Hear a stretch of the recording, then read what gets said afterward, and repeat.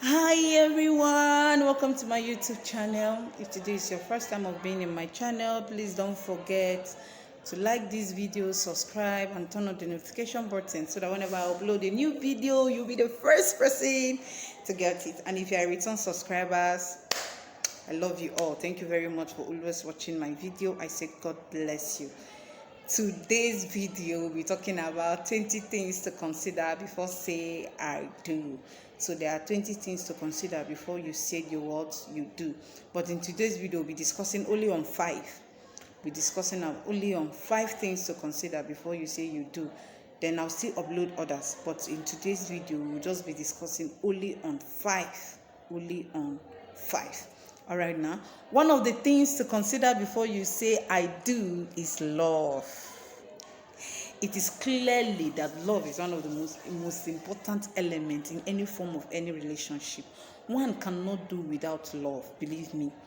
One cannot do what without love. One can't do without love. You must love your spouse before getting into marriage. You must love your partner before getting into marriage with that person.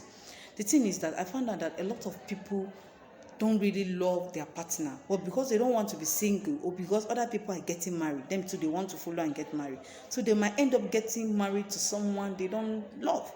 So please, you must love your partner before going into marriage with him, or you must love your partner before you say what I do. See, let me tell you, if you don't love your spouse or your spouse don't love you for who you are, oh my dear, this marriage is not likely to last. Unfortunately, I can tell you that for free. The marriage will not last. When you don't love your partner and your partner don't love you, believe me, it won't last. What I'm trying to say, both parties must love themselves. Love can't be in one side. Both parties must love themselves. Both parties must love themselves. If it is only one person that loves the other person, believe me, the relationship will not last. Because no matter how you love somebody, at the end of the day, when the person is not showing you that back, you get tired. You will also get tired. So you find out that love is one of the essential, like it's one of the most important elements in any form of relationship. Before you say you do, be sure that you genuinely love your partner. When I mean genuine love, you must genuinely love your partner, and your partner to love you back. Genuine love. Do you know what genuine love is? Let's go to the scripture. 1 Corinthians chapter 13, reading from verse 4 to 7. Let's see what this love is all about. 1 Corinthians 13, 4 to 7. Look at what love said. Love is patient. Love is kind. It does not envy. It does not boast. It is not proud. It does not dishonor others. It is not self-seeking. It is not easily angered. It keeps no record of wrong. Love does not delight in evil, but rejoice with the truth. It always protects, always trusts, always hope, always preserved. So did you see what love is all about? So that's why I say you must genuinely love your partner. Let me tell you, if you love your partner will be patient with you. If your partner to love you back, he will also or she will also be patient with you. That kindness will be there. It will not envy you no matter how you are progressing. You know that we are not, how will I put it? You know that it's not that we are created all equal, but everybody have their own gifts. So you find out that when your partner is progressing, you shouldn't feel envy. That is the love I'm talking about. You shouldn't be envious. You shouldn't be so proud of yourself. That is love. You shouldn't be so proud of yourself. And when you love your partner and your partner love you, you shouldn't dishonor him. See, let me tell you, when you love your partner, you won't shout at your partner in public. No matter what your partner did in that public. Calmly, you talk to that your partner. You will not dishonor your partner. Your partner will also not dishonor you. That is the love I'm talking about. Please, before you say you do, be sure that you genuinely love your partner. And you will not be self-seeking. You will not be needing more at all the time. I want it. I want this. I want... No. That is not love. Genuine love, that is what I'm talking about. Before you say you do, make sure within you love your partner. You love your partner. Make sure you love your partner, because when you love your partner, believe me, all these things that the scripture said will follow. The patient, the kind, you won't envy, you won't be so proud of yourself, you won't dishonor others. Believe me, you won't want more, you want at all the time. No, you won't do that. That is genuine love. So please, before you say I do, be sure that you genuinely love your partner and they love you for who you are. Yes, be sure that you love your... And our second point is commitment. Commitment. Point number 2, commitment. What is this commitment? A commitment is a promise to keep loving each other. That is commitment. Commitment is a promise to keep what? Loving each other, no matter what. No matter what. You see, commitment is all about staying with your partner. No matter the circumstances, you are always there.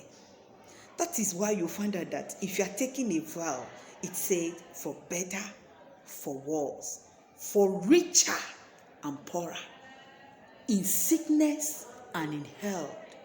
So you find out that you must be committed to your partner.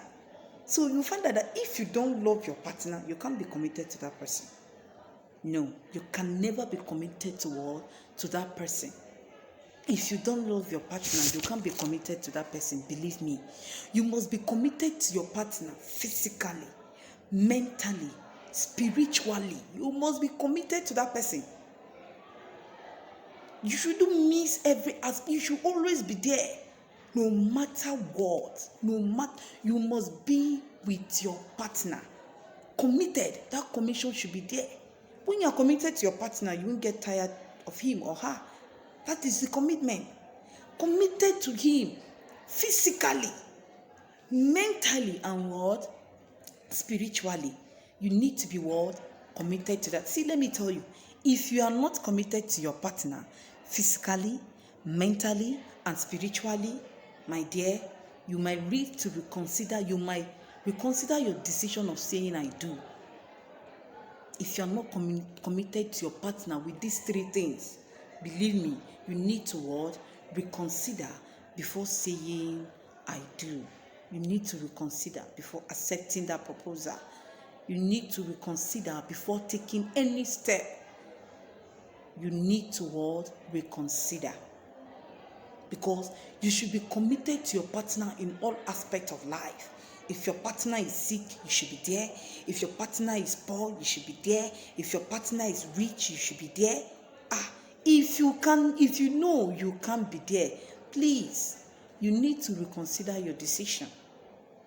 You need to reconsider your decision before saying I do. Point number 3. Point number 3, trust. Trust. Trust. You need to trust your partner. The trust should, believe me, you need to trust your partner. The trust should be what? There. In fact, trust is one of the most, do you hear what I said? The most important element of a successful marriage. Trust is one of the most important elements of what? A successful marriage. You shouldn't go into marriage with someone you don't trust. You shouldn't go into marriage with somebody that do this and that say this and do another thing. No, you shouldn't go into what? Marriage. See, let me tell you, if couples can do what they say and say what they do, believe me, they have created an atmosphere of trust and reliability in knowing their words and action. Believe me, do you know that You will have a partner that when they tell you that your partner did this, you say, no, I know my man, I know my woman, she can never do that. And you stand by it. That is the trust I'm talking about. But believe me, when you don't trust your partner, you shouldn't even marry that person. You shouldn't go into relationship with that person. You shouldn't say I do with that person. But because believe me, at the end of the day, you will have high BP. Because when your partner go out, you'll be thinking, what is he doing now? He's with somebody, she's with somebody. You will just be thinking. You won't have peace, you won't have that rest of mind. You won't have rest of mind at all. That rest of mind will not be there because the trust is not there. And let me tell you, when you say something, try and do that thing. That is how to build a trust. No matter how somebody loves you and somebody trusts you, the moment you start saying and not doing that thing that you say, that trust will be broken step by step. And believe me, when the trust is broken, it will be very difficult for that trust to be built again. Believe me, I can tell you that for free. When the trust is broken, you shouldn't even marry that person, because at the end of the day, you'll be the one that will be disturbed, because she will go out, he will go out and do whatever he wants to do. And you might just be sitting down thinking, what is this person doing now? What is he doing? You will be thinking, you even get sick, because that trust is not there. So please, as a couple, you should do what you say. Are you getting me? Just do it. Because the moment, let's assume now you say something and you do another thing, that trust will not be there. You can't rely on that, your partner. Let's assume maybe your partner say he wants to do something and he couldn't do it, or he did not do it. You find out that trust will be breaking pieces by pieces. It will be reducing pieces by pieces. So please try all you can to marry someone that you trust. Before you say I do, make sure within you are convinced that this person, I trust him. Because when you trust somebody, you can defend that person. You can stand by that person. The commitment, it will be there. It will be there. All right, now, then point number 4, effective communication. Effective communication is how to know each other before marriage. The communication should be there. See, let me tell you, a gap in a communication structure, of a marriage can often lead to a failed relationship. If the communication is not there, believe me, the relationship might end up falling. Effective communication. Communicate at all times. It's not the one that somebody will call today or your partner will call you today. Before you will talk again, it's after 1 week, after 3 weeks, after 1 month. No. You people will not get to what? Know each other. Believe me, communication matters a lot in a relationship. Communication matters a lot in fact, for you to know you are in a healthy relationship is when you can express yourself openly. And to express yourself openly is when you are communicating. Communication is very, very important in a world, in a relationship, in any form of any relationship. Communication is very, very important. If you want to know you are in a healthy relationship, is when you can openly express yourself, your deep thoughts. You should avoid burying any hurt or anger. That is effective communication. Be ready to tell your spouse what you don't like and what you like. I don't like how you do this. I don't like it. Please don't do it. Be open. Don't be scared. See, let me tell you, if you cannot open if you cannot open in a relationship, please don't say I do. Don't say what I do. See, there are things that you need to know about each other before marriage. And communication is a great tool for that. If you don't communicate, you won't know each other. If you don't communicate, you won't know each other. If the communication is not there, you won't know each other very well. You won't know each other very well. Effective communication is one of the important things to do before marriage. Yes, effective communication is one of the most important tools before what? Marriage. So you shouldn't marry someone you are not freely to communicate with. Then point number 5, patience and what? Forgiveness. Nobody is perfect. Believe me, nobody is perfect. And it is common to what?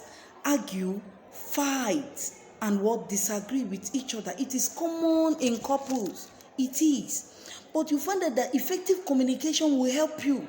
Will help you with your partner to what? You will be able to see things from your partner perspective. You will see things from your what? Partner what? Perspective. Forgiveness and patience is always and will still remain the what? Essential element of marriage. Believe me, you need to be patient with even yourself. You need to be patient with yourself. You need to be patient with yourself and your what? Your partner. Before you say you do, and before that relationship can last. Patience and forgiveness. That's why if you check that 1 Corinthians chapter 13, reading from that verse 4, the first thing there said, love is patient. Believe me, love is patient, love is kind, it does not envy. So you find out that you need to be patient with your what? Your partner. One needs to be patient and forgiving, even with themselves, to what? Sustain a long-lasting relationship. We have come to the end of today's video. Please don't forget to like this video, subscribe. If you are blessed, don't forget to share it so that someone can also be blessed like you. Please don't forget to like this video, subscribe, and don't forget turn on the notification button so that whenever I upload a new video, you'll be the first person to get it. And whenever I upload the next video, because I say we'll be discussing 20 things to consider before saying I do. So when I upload the next video, you'll be able to get it. Thank you very much, and God bless you.